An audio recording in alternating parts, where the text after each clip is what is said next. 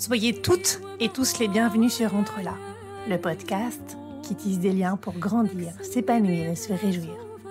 Si les ressources terrestres sont limitées, il existe cependant des espaces sans limite. Une immensité à portée de cœur et de main. L'infinie richesse est dans nos liens. C'est cette richesse-là, cette immensité-là que j'ai envie de révéler et de partager avec vous.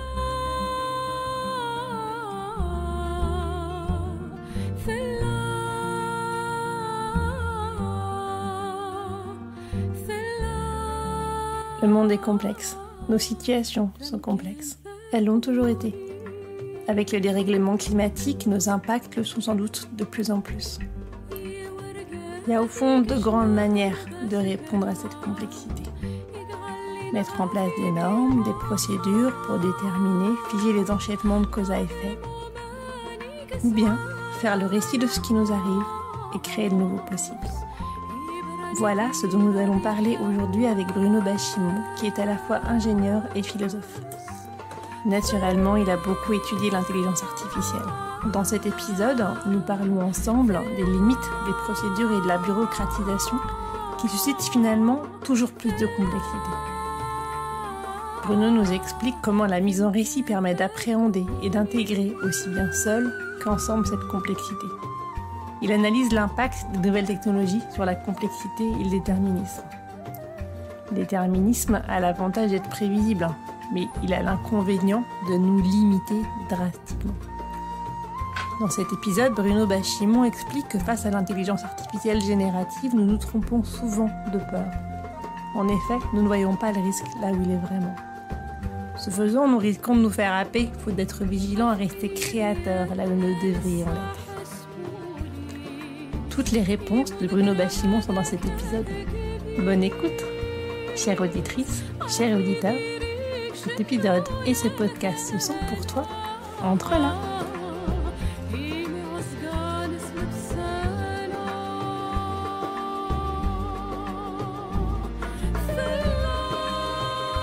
Bonjour Bruno, merci beaucoup d'être avec nous sur le podcast Entre là aujourd'hui. On va parler ensemble de récits, de complexité, de notre rapport au temps. Est-ce que, avant qu'on démarre dans ces sujets, vous voulez vous présenter pour qu'on fasse tous connaissance ? Oui, très bien. Déjà, merci pour cette invitation et l'occasion d'échanger ensemble. Donc, moi, je suis professeur à l'Université de technologie de Compiègne, qui est une école d'ingénieurs et qui est également dotée d'une structure de recherche à laquelle j'appartiens. Donc, moi, mon parcours est un petit peu particulier puisque j'ai une formation à la fois d'ingénieur et de sciences dites dures en informatique et intelligence artificielle. Et puis, par ailleurs, j'ai été intéressé par les questions plus philosophiques. Donc, j'ai aussi entrepris un parcours en philosophie. Et donc, ce qui m'intéresse aujourd'hui, c'est de travailler sur le numérique comme fait général qui nous arrive en ce moment, et donc d'essayer de comprendre les effets du numérique sur nous, c'est-à-dire la manière dont on pense, les connaissances que nous arrivons à construire avec le numérique, et puis de manière plus générale, ce que le numérique fait à la société. Alors, je précise tout de suite que mon approche n'est pas celle d'un sociologue, je revendique celle d'un ingénieur et d'un philosophe, et donc j'ai des outils qui sont à la fois la compréhension technique de ce qui se passe avec le numérique et également une compréhension philosophique qui est plutôt fondée sur la phénoménologie, c'est-à-dire en gros comment notre conscience fonctionne et les connaissances se construisent dans une conscience à partir de nos artefacts numériques et des relations que nous avons entre nous, mais via les outils numériques. Donc, ça ne m'intéresse pas tellement de savoir, enfin si, mais c'est moins spécialité, de savoir quelles sont les modalités sociétales ou sociales de la connaissance médiée par le numérique. Mais ce qui m'intéresse, c'est de comprendre comment nos manières de penser évoluent dans leur constitution par cet usage, cette mobilisation d'outils et de réflexion numérique. Et donc, de manière générale, la question, c'est une question plutôt de la technique, en fait, et comment la technique nous façonne et comment nous nous construisons et nous construisons nos connaissances avec nos nos outils techniques. Et le paradoxe étant que nous construisons ces outils, mais en même temps, ils nous construisent. Et donc, il y a une circularité qui s'installe entre cette double dépendance, cette co-constitution, entre d'une part la technique que nous créons et d'autre part nous qui sommes créés par nos propres outils techniques. Ça nous impacte beaucoup et souvent on n'en a pas conscience avant. Votre présentation me fait penser à deux choses dont on n'avait pas discuté encore ensemble. L'une, c'est Jacques Ellul qui disait le problème de la technique, c'est que tout ce qui est possible sera fait juste parce que c'est possible et pas parce que c'est forcément bon. L'autre élément, c'est qu'effectivement, si on parle de connaissance ou d'information, mais qui génère la connaissance augmente de manière énorme, en fait, depuis quelques centaines d'années. Et qu'est-ce qu'on en fait, en fait, tous ensemble? Et ça va nous amener assez rapidement à la complexité. Mais peut-être vous voulez déjà réagir à ce que je pose là. Tout à fait, parce que la référence à Jacques Ellul, qui longtemps a été un peu ignoré, puis qui revient furieusement à la mode, et je pense pour de bonnes raisons, parce qu'il a été l'un des premiers à souligner l'effet de la technique et la technique comme phénomène intrinsèque. Et ce qui est intéressant avec la technique, c'est qu'une manière de la traduire, de la définir, c'est de dire qu'après tout, c'est une invention des possibles. Donc non seulement ça nous permet de faire des choses qu'on ne pouvait pas faire avant, mais ça permet également de constituer du faisable en tant que tel. C'est-à-dire que ce n'est pas seulement nous doter d'outils qui nous permettent de faire des choses qu'on voulait déjà faire, avec un possible qu'on aurait déjà identifié, c'est que la technique nous permet de penser à des possibles auxquels on n'aurait jamais pensé sinon, et nous permettent après d'avoir des outils pour le réaliser. Et Jacques Ellul a tout à fait raison. D'ailleurs, c'était aussi une loi de Gabor, un physicien, qui disait que effectivement tout ce qui est faisable sera fait, parce que l'invention d'un possible, dès lors qu'il est identifié comme possible, eh bien on fait tout pour le réaliser. Et comme la technique en tant que telle nous fait penser, mais nous ne pense pas, eh bien d'une certaine manière, nous nous engouffrons dans ces possibles ouverts en réfléchissant parfois peut-être un peu tard sur les effets qu'elle a sur nous. Et donc, ça déplace complètement la question de la technique vers l'éthique, en fait, où l'invention d'un nouveau pouvoir-faire, eh bien, ça demande de renouveler la question de ce qui est, d'une part, et de ce qui doit être, d'autre part. C'est-à-dire que dans le découpage classique de philosophie traditionnelle, on a l'être, on a le devoir-être, donc la nature d'un côté de ce qui est, d'autre part, la surnature ou l'autre nature de ce qui devrait être, donc la moralité, l'éthique de nos actions. Et bien, entre les deux, la technique s'introduit en faisant un pouvoir-être, et ce pouvoir-être qui crée des possibles, modifie l'être d'un côté et évidemment reconfigure le devoir-être de l'autre. Vous portez une thèse qui m'a beaucoup intéressée, qui consiste à dire, et vous nous l'expliciterez, qu'en fait, on sait qu'on est dans un monde de plus en plus complexe et que la manière d'appréhender, peut-être de gérer cette complexité, c'est pas de rajouter des normes et de la bureaucratie, ce qu'on a tendance à faire, mais c'est de la mettre en récit. Est-ce que vous pouvez nous expliquer? Alors tout à fait. Alors effectivement, la complexité a toujours été, puisque l'humain, c'est celui qui crée du complexe en quelque sorte et qui essaye après de le résoudre. Mais puisqu'on parlait de la technique, un des faits majeurs de nos dernières décennies, voire derniers siècles, c'est qu'on a une technique. Je reprends une expression de Pierre Caille que je trouve tout à fait éclairante, c'est de dire que la technique est une dilatation de l'espace et du temps. C'est-à-dire que la technique nous permet d'aller plus loin, plus vite, et donc de nous pouvoir nous projeter et de saisir comme possible des horizons qui jusque-là paraissaient comme inaccessibles. Et donc cette dilatation du temps et de l'espace, eh bien, nous inonde, nous abreuve, nous écrase de possibilités nouvelles et donc d'une complexité inédite.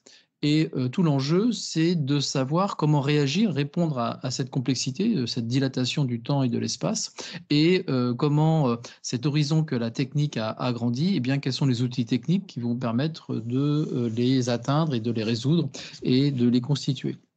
Et l'approche traditionnelle de nos sociétés, ça a été la normalisation, c'est-à-dire de pouvoir réguler les interactions entre les individus, c'est le social, de pouvoir contrôler notre environnement et notre agir factuel dans cet environnement, c'est la technique, et de le procéduraliser en quelque sorte, de manière à rendre les conséquences de nos actions immédiatement prévisibles. C'est-à-dire, en gros, on fait une procédure qui permet de dire ce qu'on va construire en appliquant la procédure, et on applique une recette technique qui nous permet de constituer un résultat comme étant celui garanti par la procédure technique. Et quand c'est de l'administration ou du social, eh bien, la procédure bureaucratique que l'on aura retenue.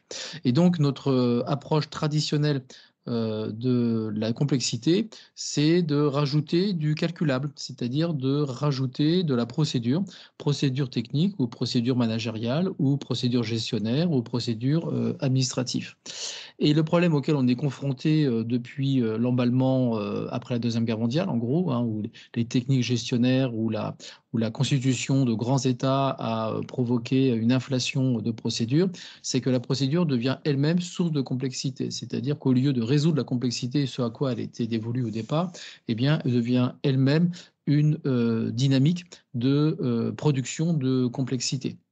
Donc les normes deviennent de plus en plus complexes et donc inapplicables. Et évidemment, cette nouvelle complexité, on veut la dominer. Mais on le fait avec les mêmes habitudes, les mêmes outils que d'habitude. C'est-à-dire qu'on va le faire avec de nouvelles normes.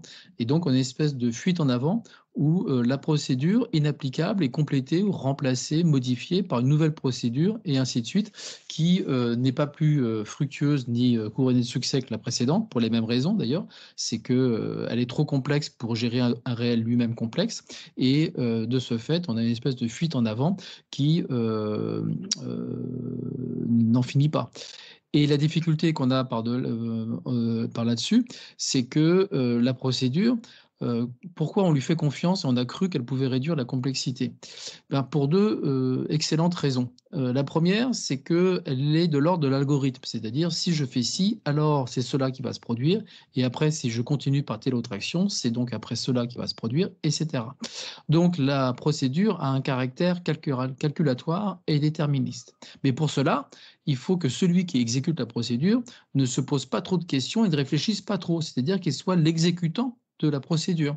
C'est ce qui se passe avec un bon vieux programme d'ordinateur où l'intelligence du programme n'est pas médiée par un outil intelligent, mais une bête machine calculatoire qui, après une opération, eh bien, en fait une autre. Et c'est la stupidité de la machine qui garantit le résultat obtenu par la procédure. Et cette métaphore de l'outil stupide au profit d'une procédure plus ou moins intelligente, c'est ce qu'on a projeté sur le social, c'est-à-dire sur nos environnements bureaucratiques et administratifs. La procédure n'est couronnée de succès que si la personne qui l'applique ne se pose pas de questions sur la procédure elle-même. Donc, l'inflation de complexité due à la procédure, eh bien, elle devient écrasante pour celui qui doit l'appliquer, sachant que d'une certaine manière, il a l'injonction de l'appliquer bêtement et de ne pas la modifier en contexte et de s'adapter par rapport à la situation du moment. Et donc, cette bêtise, abrutissement mécanisé et commandé par la procédure fait que, au final, quand la procédure est elle-même source de complexité, eh bien les individus ne peuvent être qu'écrasés par cette complexité. C'est-à-dire, ça devient un marteau-pilon, une cage de fer, comme disait Max Weber, une cage de fer dans laquelle nous sommes enfermés et il nous est interdit de faire appel à nos propres outils de connaissance et d'intelligence pour pouvoir sortir de cette cage de fer. Et donc, on voit un petit peu les dégâts contemporains de cette attitude. C'est la lassitude, la souffrance, le caractère d'être toujours débordé. On a même forgé des mots pour cela, comme le burn-out, etc. C'est-à-dire une espèce de désespérance du quotidien qui nous échappe parce qu'on applique de manière mécanique des procédures que l'on sait être par avance dépassées par le réel qu'elles veulent contrôler, parce qu'elles créent de la complexité plutôt qu'elles ne la dominent. Donc c'est cette situation qui aboutit à une impasse, et l'idée, c'est que souvent on s'aperçoit que la manière plus ou moins spontanée ou managériale de répondre à cette impasse, c'est de certaine manière de faire confiance aux individus qui s'emparent de ces approches procédurales et de pouvoir les modifier en s'adaptant, s'inspirant de la situation concrète dans laquelle ils sont plongés. Parce qu'en fait, l'idée de base, c'est de se dire qu'on a toujours, dans les situations auxquelles on est confronté dans nos univers contemporains, affaire à des êtres humains. Or, l'être humain, en aboutissement de l'évolution, en tout cas comme étape de l'évolution, si on ne veut pas en faire un aboutissement ou un télos, eh bien, c'est des êtres qui sont capables de gérer sémantiquement la complexité d'une situation. Ça veut dire quoi, gérer sémantiquement la complexité d'une situation? C'est être capable de reconfigurer ses connaissances en temps réel, de manière dynamique, en fonction des différentes saillances, aspérités qu'on est capable de saisir, de comprendre, de la singularité d'une situation donnée, de celle dans laquelle on est plongé. Et donc, c'est cette compétence sémantique et singulière, celle dont l'évolution nous a dotés, qui est précisément l'outil traditionnel avec lequel on gère la complexité. C'est-à-dire, qu'est-ce qui fait qu'on ne devient pas fou? C'est qu'on est capable de s'adapter et de reconfigurer nos connaissances en prenant compte de ce qu'elle a de particulier par rapport à ce qu'on a déjà rencontré.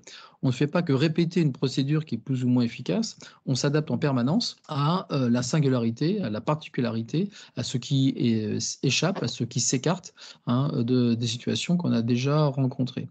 Et donc, ce qui est intéressant avec cela, c'est que cette approche sémantique de la situation, c'est d'une certaine manière être capable de la mettre en récit. Alors, qu'est-ce que ça veut dire, mettre en récit? C'est qu'on va dégager dans la situation une intelligibilité, une organisation intrinsèque à cette intelligibilité. On va essayer de comprendre ce dont il s'agit, c'est-à-dire quels sont les acteurs, les actants, les on donne du sens, en fait. Exactement. On essaye de percevoir qui fait quoi. Et le qui, c'est les actants qui vont être en quelque sorte partie prenante dans la chaîne causale, c'est-à-dire ce qui va faire que des choses vont se produire du fait de leur intervention, ou qui ne vont pas se produire parce qu'ils vont suspendre leur intervention, dont les acteurs humains qui vont décider de faire quelque chose ou décider de ne pas le faire.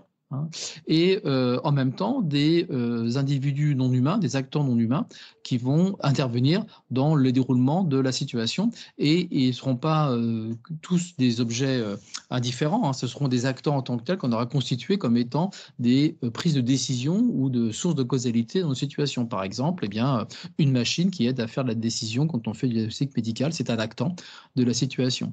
Mais le propre du médecin, c'est qu'il va être capable de se faire son récit, c'est-à-dire de comprendre la situation concrète dans laquelle il est plongé, de prendre en compte sa prise de décision à lui, de prendre en compte les acteurs qui sont présents, la maladie, le patient, la machine qui propose une décision, etc., et de se construire en fait une représentation actentielle, causale de ce qui est en train de se produire et donc la réponse qu'il peut apporter. Alors ça, j'ai pris un exemple professionnel métier, mais en fait, nous-mêmes, on fait ça constamment au quotidien, ne serait-ce que dans le contexte familial. Quand on rentre le soir, on va raconter sa journée aux personnes qui sont chez soi, sa compagne, son compagnon, etc. Et on va commencer par dire « tu sais pas ce qui m'est arrivé ?» Bah non, bah raconte. Et on va faire ça en permanence, c'est-à-dire qu'on va donner du sens et on va reconstruire rationnellement ce qui nous est arrivé et donc de pouvoir nous individuer, c'est-à-dire nous reconfigurer par rapport à ce qui nous est arrivé.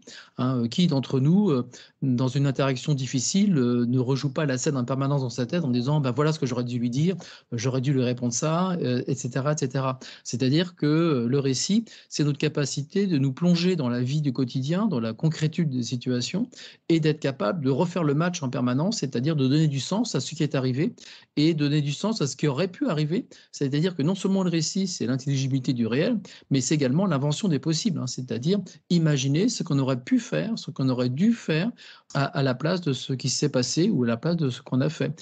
Le récit nous permet même d'imaginer ce qui ne nous est pas arrivé à soi, mais ce qui est arrivé aux autres. On peut raconter les histoires dont on a été témoin. On peut raconter l'histoire d'un autre. Là, on peut raconter l'histoire d'un autre qu'on a été, c'est-à-dire nous dans le passé. Lorsque du temps s'est écoulé, on ne se souvient plus très bien qui on était, ce qu'on faisait, mais on se souvient qu'à un moment donné, il s'est passé cela dans notre vie et on le raconte comme tel. Quand on a une mémoire plutôt épisodique, par exemple, où on va faire le lien entre ce qu'on est aujourd'hui et les récits et les histoires qu'on a vécues avant.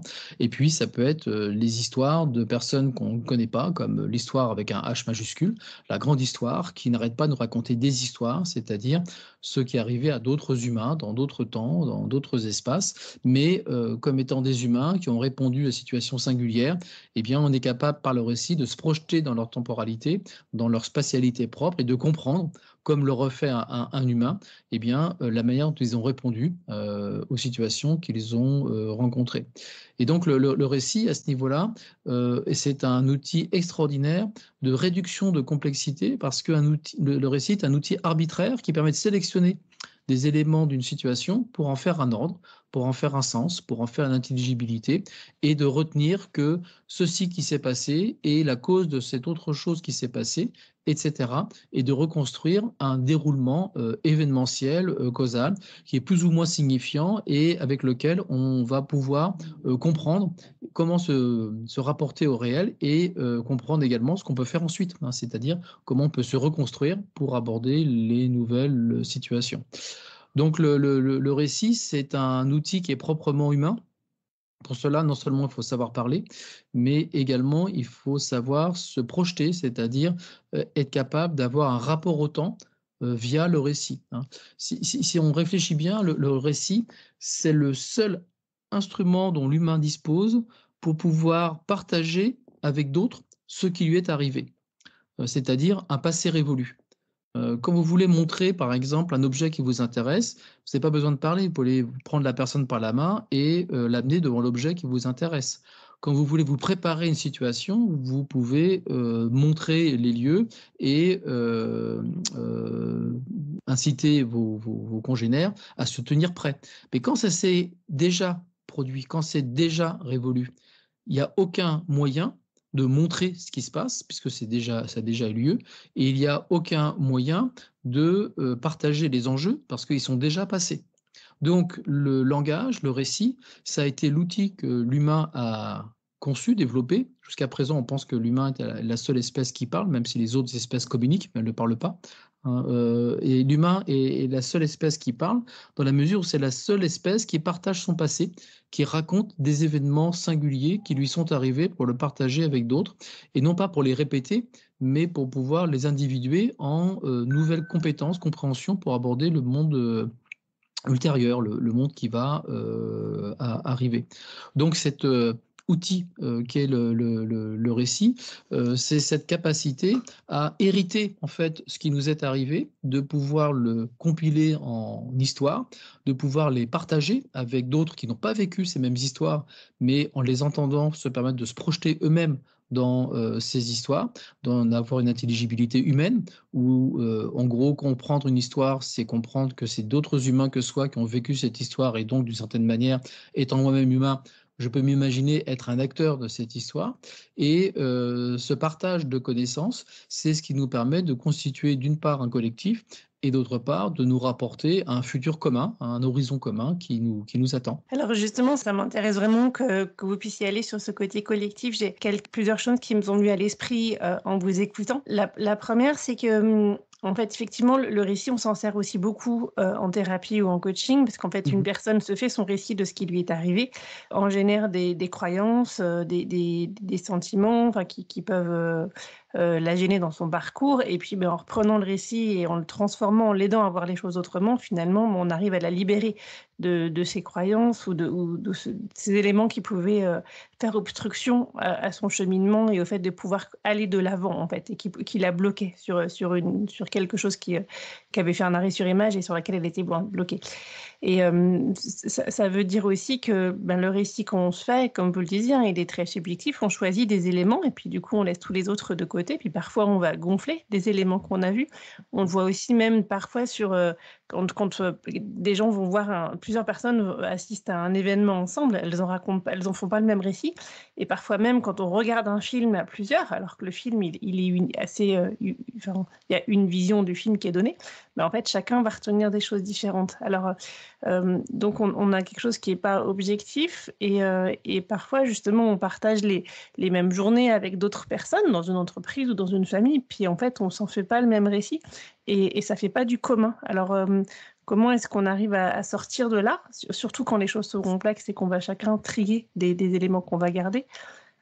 Comment est-ce qu'on sort de ça pour faire du commun? Oui, très bonne question. Alors, en fait, il y a 2 éléments. Alors, effectivement, vous avez raison, c'est-à-dire que, le récit, c'est une réponse, on va dire, vivante d'organismes vivants que nous sommes. Or, le propre du vivant, si on fait référence, par exemple, à un philosophe comme Gilbert Simondon, c'est, un organisme qui n'arrête pas de se construire. Lui, il parle d'individuation, c'est-à-dire qu'il n'arrête pas de s'individuer en individu qu'il devient parce qu'il, s'intègre aux situations qu'il rencontre en permanence. Et donc, d'une certaine manière, l'individu, c'est celui qui, par rapport à sa situation concrète singulière, qui est que la sienne en fait, hein, eh bien, va s'individuer d'une certaine manière, d'une manière originale et originaire, qui va lui permettre de devenir autre chose, autrement, c'est-à-dire de évoluer hein, dans l'individualité qui est la sienne. Et donc, le récit, c'est d'une manière symbolique de faire ce travail d'individuation. C'est-à-dire qu'on n'en finit pas de se reconstruire, de s'inventer un soi grâce au positionnement concret singulier que nous avons à un moment donné. Et donc, cette compréhension que nous avons, c'est pas une mutation organique que nous allons faire, hein, comme fait le vivant sur l'échelle de l'évolution, mais c'est une mutation cognitive que nous faisons, cérébrale ou cognitive, je ne fais pas le distinguo entre les deux, ça ne m'est pas utile ici.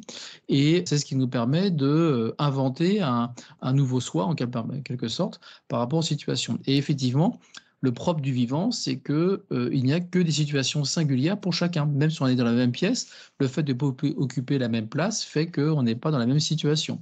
Et donc, on ne va pas vivre et s'individuer de la même manière. Alors, que faire hein, par rapport à ce commun ? Alors, il y a 2 éléments de réponse à cela. Le premier, c'est le fonctionnement cognitif du récit. Le récit, c'est une histoire qu'on raconte, c'est-à-dire c'est un déroulement temporel. Quand j'écoute une histoire, je me mets à l'écoute, c'est-à-dire que mon temps, dans ma conscience, il est accroché à la voix ou à la lecture que je suis en train de faire, c'est-à-dire à un déroulement temporel qui me raconte cette histoire. C'est-à-dire que mon temps de conscience se fusionne avec un temps racontant, c'est-à-dire on va me raconter l'histoire. Et ce temps racontant, que fait-il ? Eh bien, il me raconte une histoire, c'est-à-dire qu'il me délivre un temps raconté, c'est-à-dire l'ordre des faits qui sont narrés dans ce temps racontant.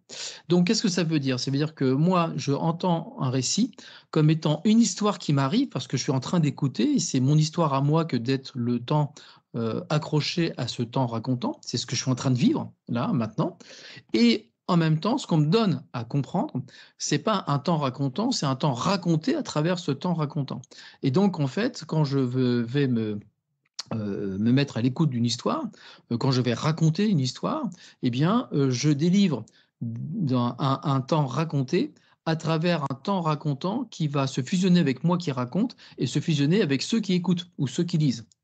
Et donc, on a un temps vivant qui permet de se projeter ou d'être en contact avec un temps révolu ou un temps autre, un temps d'ailleurs. Et donc, il y a forcément une ouverture, il y a forcément une transcendance sur ce qui n'est pas soi.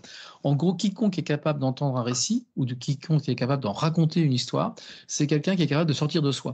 Il est capable de sortir de soi parce qu'on est capable d'articuler dans le temps racontant qu'on est en train de vivre, eh bien, un temps raconté qui n'est plus. Un temps raconté qui est par définition révolu ou qui est dans un caractère de fiction, hein, qui est un au-delà, que ça soit temporel, c'est-à-dire il est révolu, historique, ou un au-delà fictif, c'est-à-dire spatial, dans un temps qui est inatteignable ou qui n'a pas de lien avec le nôtre.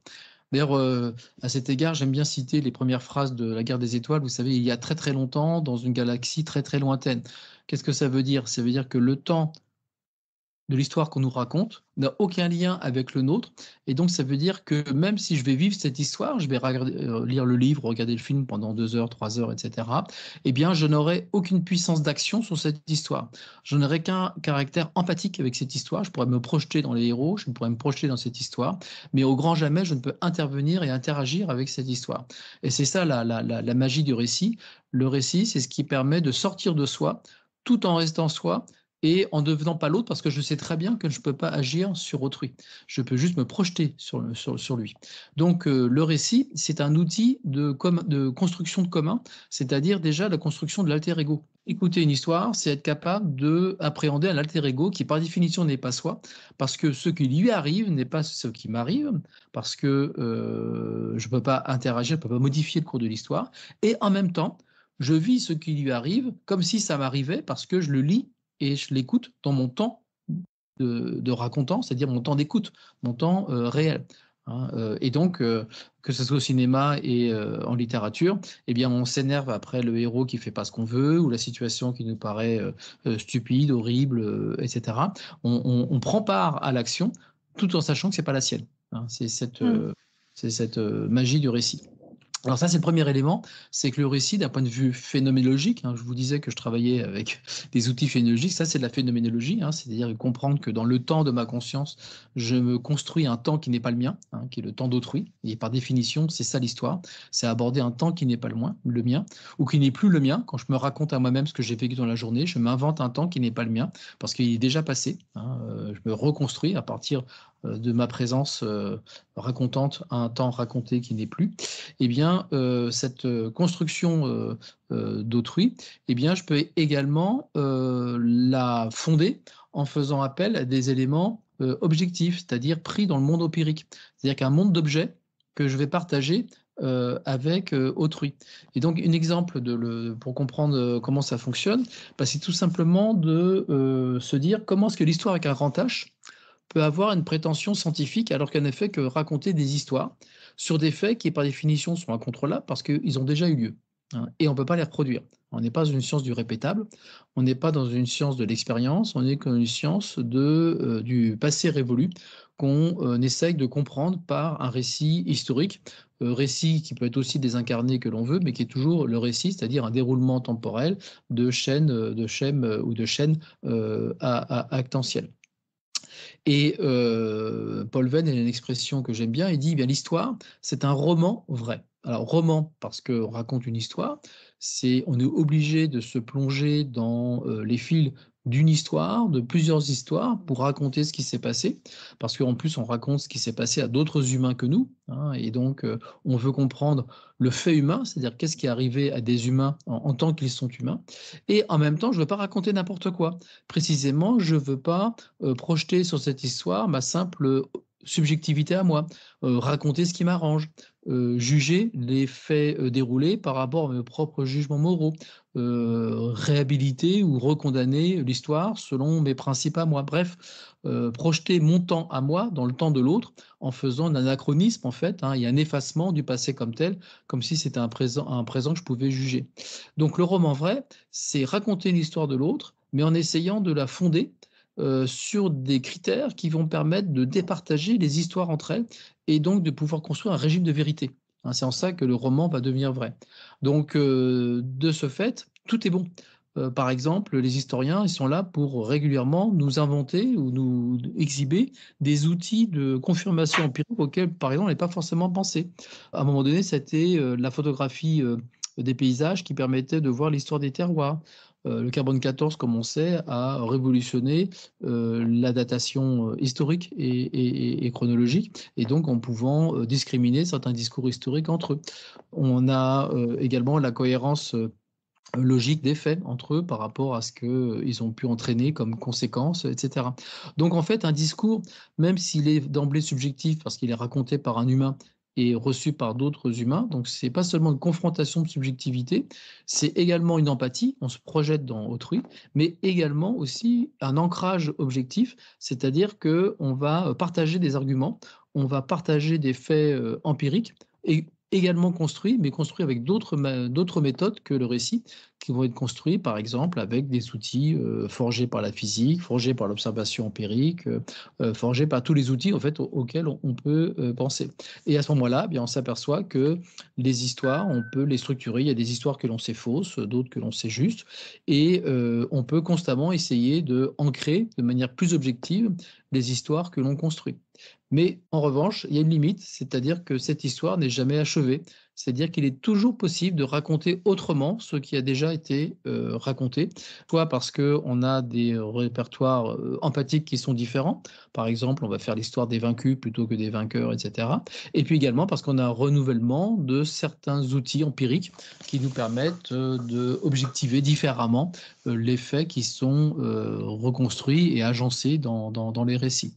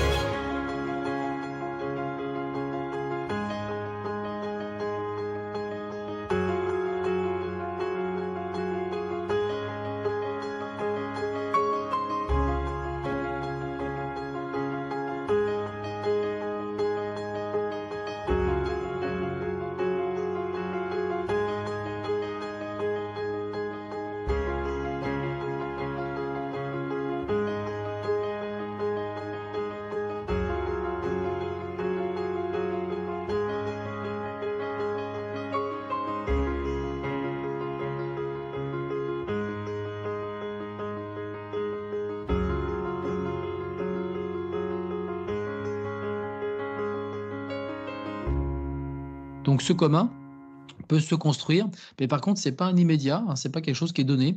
Le commun est un travail, c'est un travail qui doit se faire à travers le récit comme outil empathique d'une part, mais également l'ancrage empirique comme construction d'une objectivité partagée d'autre part. Oui, donc c'est vraiment du travail qu'on fait en intelligence collective, avec, Exactement. en mettant en lien, en s'écoutant les uns les autres, et puis en générant de la connaissance commune. C'est ça, exactement, et sachant qu'il n'y aura pas d'histoire ultime. C'est-à-dire que l'histoire devient un échec quand elle devient dogmatiste, c'est-à-dire qu'il y a une fin de l'histoire. On considère qu'il y a le récit qui doit remplacer tous les autres. Et c'est ça qui est source de violence. Et en général, c'est quand on veut écraser un récit par d'autres et qu'on fait une guerre des récits, en fait.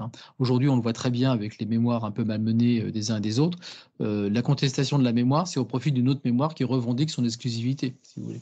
Et donc là, ça devient un Oui, quand enjeu. on parle de colonisation, par exemple, ou alors de la place des Exactement, ça, femmes dans complètement. l'histoire. Voilà, la colonisation est une certaine mémoire, mais la décolonisation en est une autre. Et on s'aperçoit que ces deux récits, en fait, ils sont également fautifs et exclusifs. Et donc, ils sont source d'incompréhension, ça c'est le côté cognitif, mais également source de violence et d'injustice. Et donc, les deux sont mauvais parce qu'en fait, un discours colonial ne peut vivre que s'il accepte un discours décolonial à côté, mais réciproquement. Et c'est la réciproque en ce moment qui a du mal à passer. Vous disiez aussi dans différents textes que j'ai lus, que vous avez écrits, que En fait, on avait avec la complexité, alors peut-être, je ne sais pas si j'ai bien compris, vous reprendrez en tout cas. Moi, j'ai compris que vous disiez que la complexité était telle que notre rapport au temps et à l'espace pouvait être un peu disjoint ou qu'on pouvait être un peu perdu. Alors, est-ce que c'est ça que vous avez voulu dire et est-ce que vous pouvez l'expliciter? Le rapport au temps se constitue par le récit d'une certaine manière, hein. C'est-à-dire que le récit, c'est ce qui permet de se rapporter à un avant que l'on sait révolu, c'est-à-dire qu'un passé comme passé, hein, qui n'est pas un présent juste passé, hein, c'est pas tout à l'heure, qui peut encore agir sur nous. C'est le récit, c'est se rapporter à un passé qui n'a plus de puissance d'action, hein, qui ne peut pas agir sur nous, il est révolu, il est prescrit d'une certaine manière, pour prendre un terme juridique. Et ça, c'est très important parce que l'humain, c'est ce qui possède en fait un passé qu'il sait être révolu. Il sait se rapporter à un passé qui n'agit plus directement sur lui. Il agit peut-être par des traces qu'il a laissées, etc., hein. Mais par exemple, si on parle de l'Empire romain, on sait bien que les structures romaines ont eu une influence sur ce qui s'est passé ensuite, mais personne ne considère que l'Empire romain va avoir une action directe sur nous aujourd'hui, hein. Il le fait de manière totalement médiée par les couches historiques qui sont sédimentées depuis lors. Donc en fait, le récit, c'est un rapport au révolu en tant que tel. Et donc en faisant cela, il nous permet aussi de anticiper un avenir que l'on sait être ouvert. Parce que si un passé qui n'agit plus sur le présent, c'est que le présent, à terme, eh bien, n'est pas uniquement la cause du futur qui se produit. Le futur peut nous surprendre, le futur peut être non calculable, le futur peut nous apporter de l'inattendu. Hein, ce qu'on connaît tous au niveau du quotidien, quand on fait des belles rencontres, des personnes bon, que ce soit les très aimés, mais également aussi les rencontres individuelles, intellectuelles ou amicales, ou etc. En fait, c'est cet inattendu de l'autre. Hein, ou même les enfants, hein, comme dit Hannah Arendt, un enfant qui apparaît, c'est un monde nouveau qui s'ouvre. C'est cette nouveauté qui n'est pas uniquement la répétition du présent et ce qui est produit par le présent. C'est un futur qui est lui-même originaire, hein, qui s'annonce comme étant une rupture par rapport au présent qui était jusque-là. Et donc le récit, en fait, c'est ce rapport au temps assez singulier qui permet de dire qu'on a un futur qui peut nous surprendre, qui peut nous apporter du mauvais et du bon, hein. Il n'est pas encore écrit. Et d'une certaine manière aussi, ce futur qui peut être nouveau, c'est parce que on a un passé qui, lui, n'agit plus, parce qu'il est révolu, hein, en tant que tel. Et donc, même si j'essaye de le revivre, ben, je le revivrai autrement. C'est-à-dire, je m'inventerai un passé pour dynamiser mon présent, mais évidemment, ça ne sera pas un passé qui reviendrait, hein. On ne revit jamais deux fois la même histoire. On peut se la raconter, mais comme on sait très bien qu'on raconte jamais deux fois de la même manière une histoire, hein. C'est le propre de la littérature. Pour ça qu'on peut lire plusieurs fois le même livre, hein. C'est ça qui est toujours plaisant, hein. On n'a jamais deux fois la même lecture. Donc c'est ce rapport au temps qui est propre à l'intelligence humaine et dont le récit est en fait une certaine expression. Et donc pour reboucler ce qu'on disait au départ avec la procédure, eh bien, l'intelligence mécanique procédurale qu'on a mis en œuvre dans nos sociétés pour résoudre la complexité, qui hier, pour une certaine part, a été assez efficace, hein. Cette dilatation du temps et l'espace a plutôt marché, hein, et la procédure a pu montrer son efficacité jusqu'à un certain point. Eh bien, précisément, elle a un effet un peu contraire. Pourquoi? Parce que le propre de la procédure, c'est précisément par construction de prétendre que le futur que l'on va rencontrer est un produit des actions du présent que je vais entreprendre. Pourquoi je vais faire telle et telle procédure vis-à-vis de mon administration fiscale? C'est précisément pour commander les conclusions qu'ils vont en tirer. Pourquoi on va avoir tel et tel geste technique commandé par le manuel d'utilisation de la machine à café qu'on a acheté? C'est précisément pour être sûr que le café va être produit par la machine. Donc, d'une certaine manière, le geste technique, le geste administratif, c'est précisément de considérer que le présent commande le futur, et donc, d'une certaine manière, ce présent a été commandé par la procédure qu'on a appliquée avant. Et donc, d'une certaine manière, la procédure a pour tendance d'effacer l'horizon du passé comme révolu et l'horizon du futur comme inattendu. Tout simplement parce que la culpabilité qui est propre à la procédure, si on l'a fait, c'est pour nier ces deux aspects, précisément. Oui, c'est pour générer du déterminisme complexe. Exactement. Et c'est pour ça qu'on l'utilise, hein. Et dans certains cas, on est très content de l'utiliser. Moi, je suis très content le matin que ma machine fasse bien ce que je lui demande et qu'à la fin, j'ai mon café, hein. On a tout un ensemble de procédures où on compte bien que le futur soit bien une conséquence du présent, hein. C'est bien ce pourquoi on a agencé nos environnements et introduit des machines pour effectuer certaines actions. Néanmoins, ces fers techniques, tant qu'il reste local, c'est une puissance humaine qui se dilate, hein, mais quand il devient un fait global, c'est une menace anthropologique sur notre rapport au monde et à autrui. C'est-à-dire qu'on considère que le futur ne nous apprend plus rien, donc autrui n'a plus rien à nous apprendre, il n'est que la répétition de ceux qu'on a déjà rencontrés, et le passé est un éternel présent qui nous domine et qui nous écrase d'emblée. Hein, c'est-à-dire, c'est les traumas dont on ne se sort jamais, la culpabilité qui reste une dette inexpiable et inexpugnable, etc. etc. Hein, c'est-à-dire qu'on ne peut jamais tourner la page et le futur ne peut jamais nous sauver. Hein, il n'y a plus de rédemption et il n'y a plus de rachat, si vous voulez. Hein, Parce que tout est fait de causes et de conséquences très nettes, c'est ça. Exactement. Hein, et on refuse, en fait, cette ouverture, cette inattendue. Hein, qui, d'ailleurs, par rapport à notre société, un des facteurs explicatifs de la désespérance des jeunes générations, hein, qui considèrent que leur futur est déjà écrit. L'éco-anxiété qu'ils connaissent et lié à partir de là, ils prennent les modèles climatiques comme étant des prédictions. Hein. La prévision scientifique n'est pas reçue comme une prévision scientifique, c'est-à-dire quelque chose qui se discute, qui engendre une prise de décision. Il est vécu comme une prédiction, hein, c'est-à-dire comme un nouveau millénarisme, d'où la violence avec laquelle c'est ressenti, avec une souffrance derrière, et puis également des actes un peu désespérés et désespérants que l'on peut voir ça et là. Parce que d'une certaine manière, on ne fait plus place à la jeunesse pour qu'elle construise le monde qui est le sien, et elle-même pense qu'elle a plein de monde, que ce monde est déjà révolu, en fait. Hein. On considère qu'il est déjà fini avant même qu'il y ait commencé à y prendre part. Et donc, on a une certaine désespérance anthropologique qui génère de la souffrance et de la désespérance, et qui est enfin un changement anthropologique profond, parce que précisément, ce rapport technique au temps a pris le dessus sur le rapport anthropologique aux situations et au temps. On avait fait d'ailleurs un épisode avec un homme politique algérien qui se bat pour la démocratie. Il disait qu'en fait, il s'est passé des choses intéressantes et que c'est en ça qu'il croyait lui.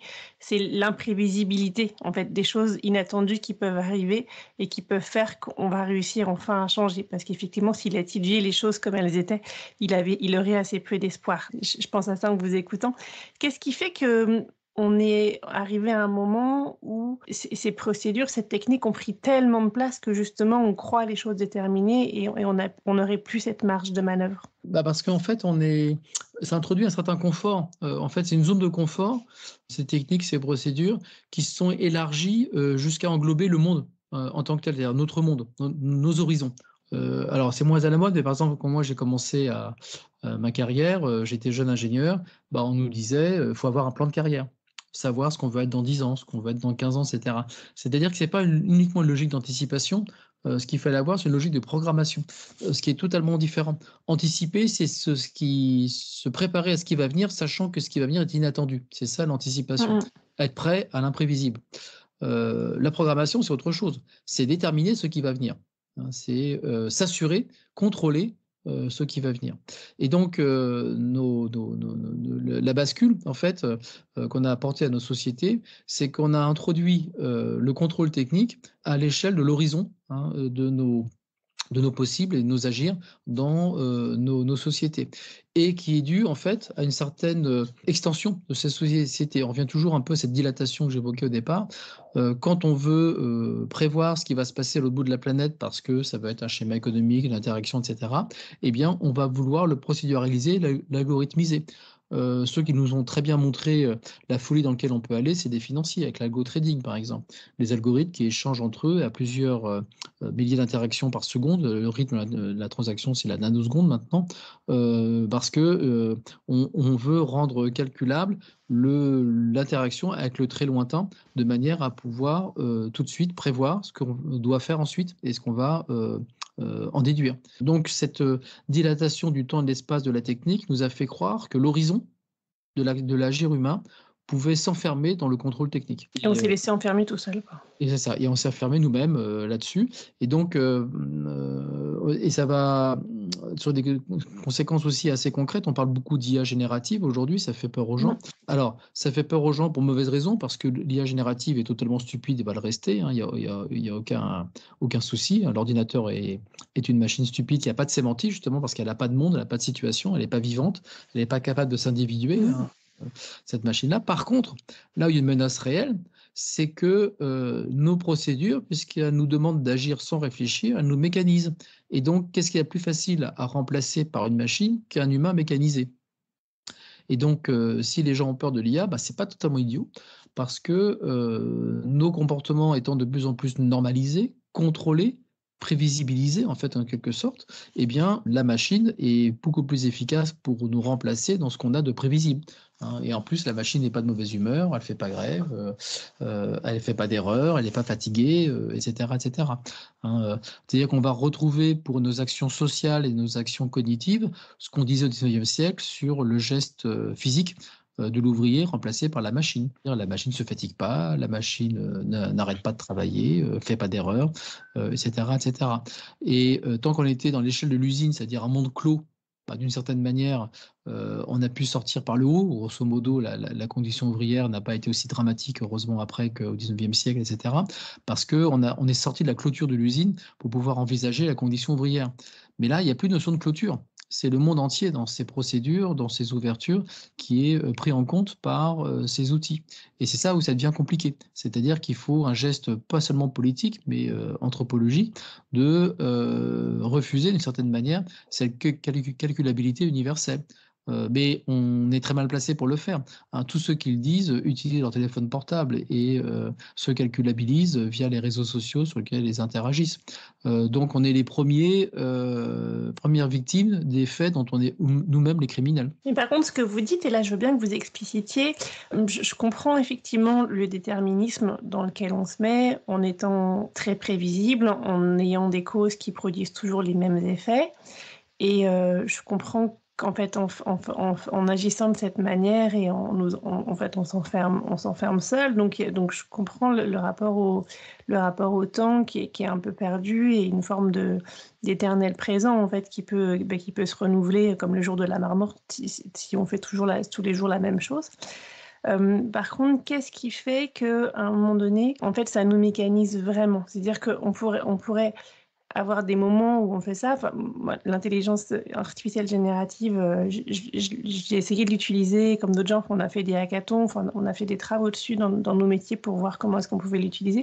Effectivement, c'est un modèle probabiliste. Donc, tant qu'on est sur des choses très prévisibles, on a des choses qu'on pouvait prévoir. Et puis, on l'utilise plutôt comme un pense-bête que comme quelque chose de véritablement intelligent.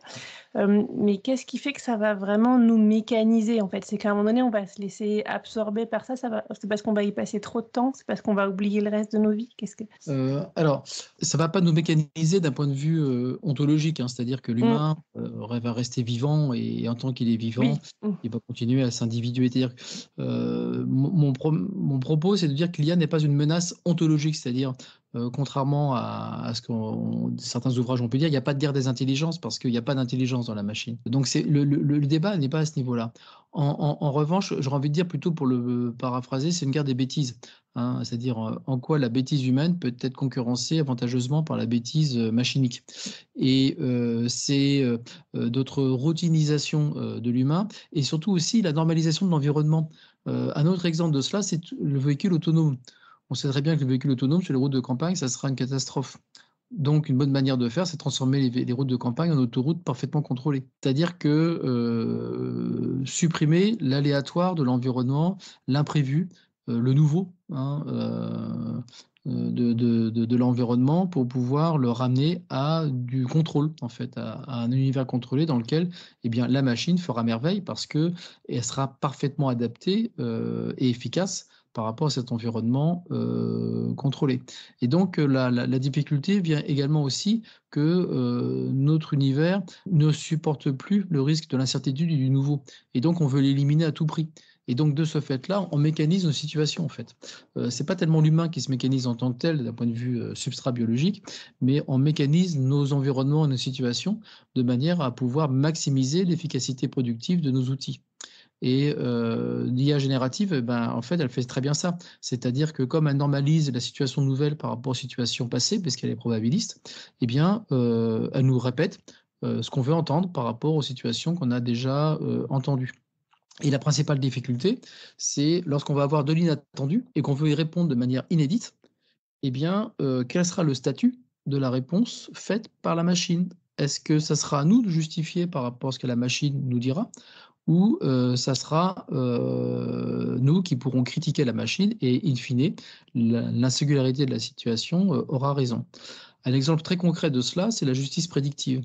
Ça part d'une excellente intention, c'est fournir aux juges, par exemple, des outils qui leur permettent de contrôler leur jugement actuel par rapport à ceux qu'ils ont déjà donnés, pour avoir une espèce d'équité du jugement dans les différents cas qu'ils vont traiter.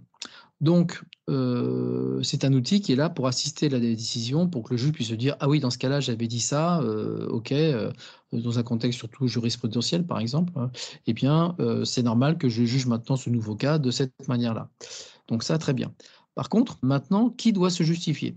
C'est-à-dire, est-ce que, si dans une situation singulière, un juge décide de ne pas juger selon les normes prévues par la répétition machinique, qui doit se justifier? Est-ce que c'est le juge qui doit dire: «Oui, mais dans ce cas-là, c'est différent pour les tas de raisons et c'est pour ça que je le fais comme ça», ou c'est la machine qui d'emblée est écartée en disant: «De toute façon, elle est juste là pour fournir un état des lieux, mais elle n'est aucun cas capable de dire ce qu'il faudrait faire dans, situation donnée».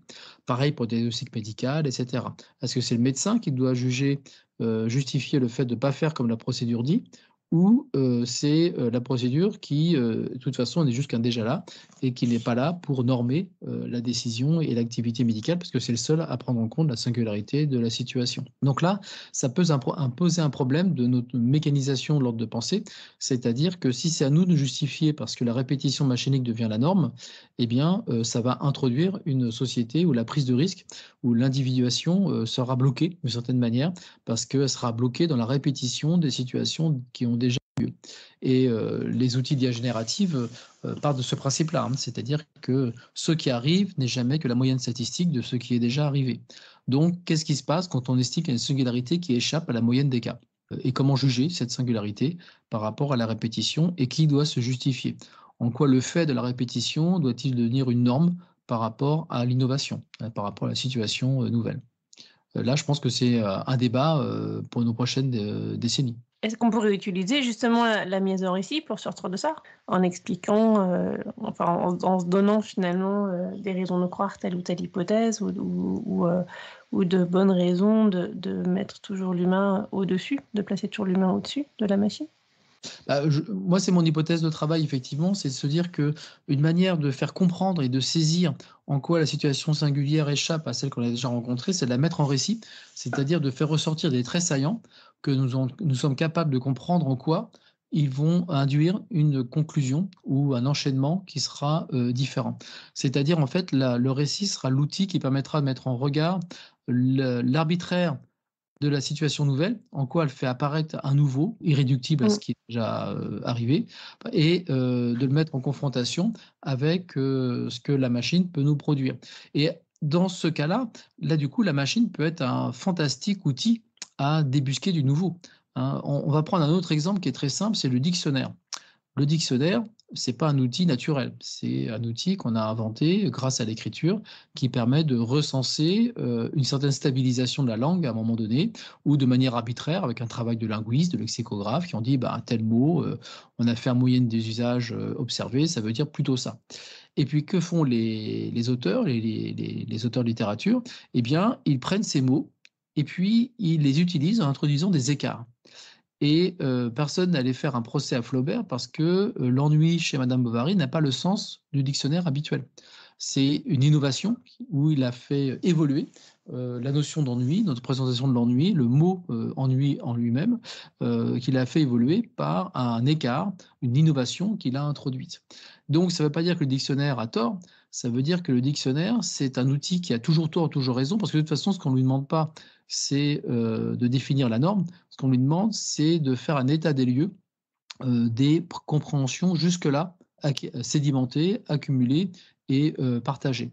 Et charge aux locuteurs, aux écrivains, aux auteurs, eh bien, de faire évoluer ces usages en introduisant des gestes littéraires qui ne sont pas un fait arbitraire individuel, comme l'innovation de nos mots dans le quotidien. C'est un geste qui se sédimente à travers un acte d'auteur ou un acte de communauté qui va inventer un mot dont elle a besoin, etc., et qui vont faire évoluer la langue en tant que telle.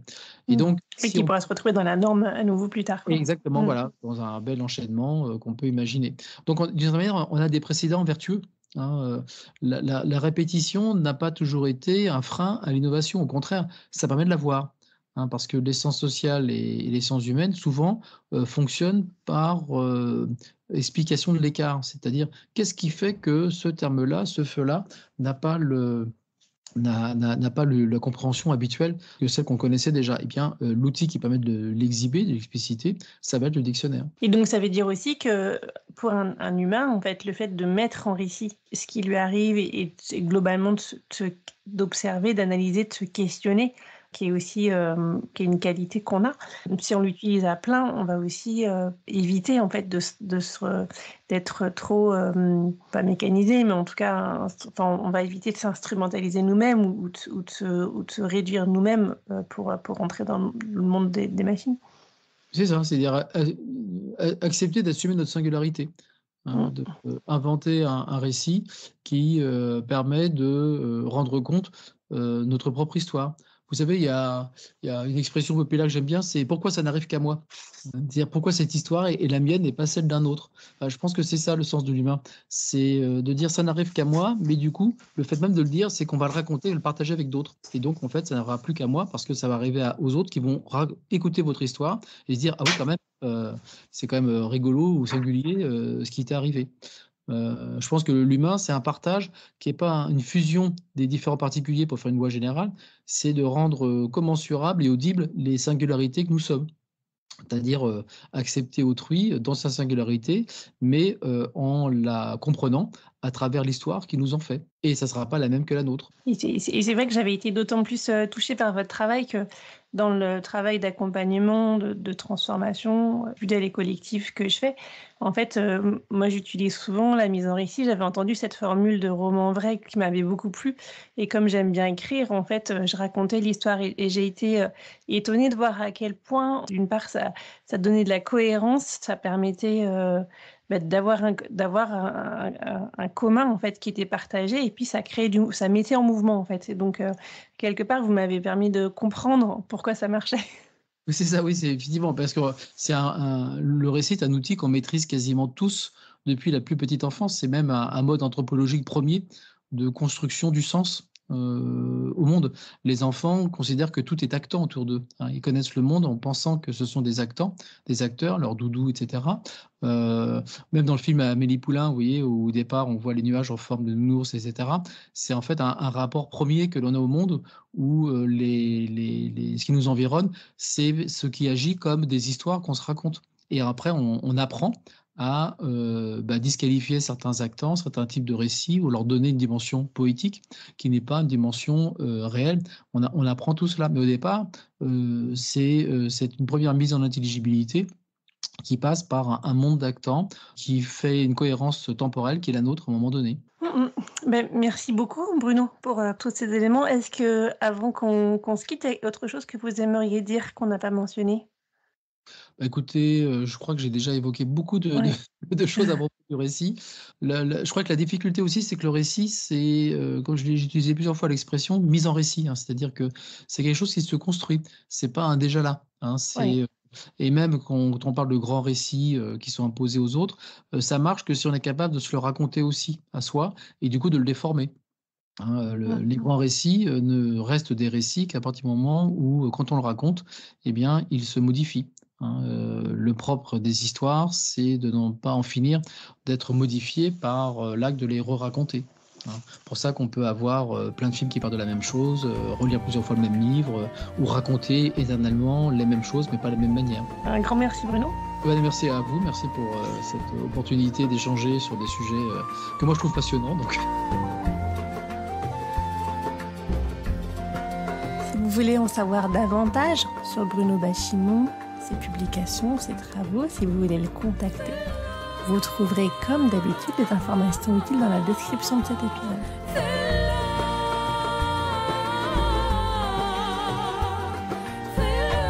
Ce podcast n'est pas seulement le mien, c'est aussi le vôtre, c'est le nôtre. Si vous voulez contribuer, intervenir, proposer, contactez-moi. Si vous avez aimé cet épisode, partagez-le autour de vous, mettez des étoiles pour le noter et abonnez-vous pour ne pas manquer les prochains. À très bientôt!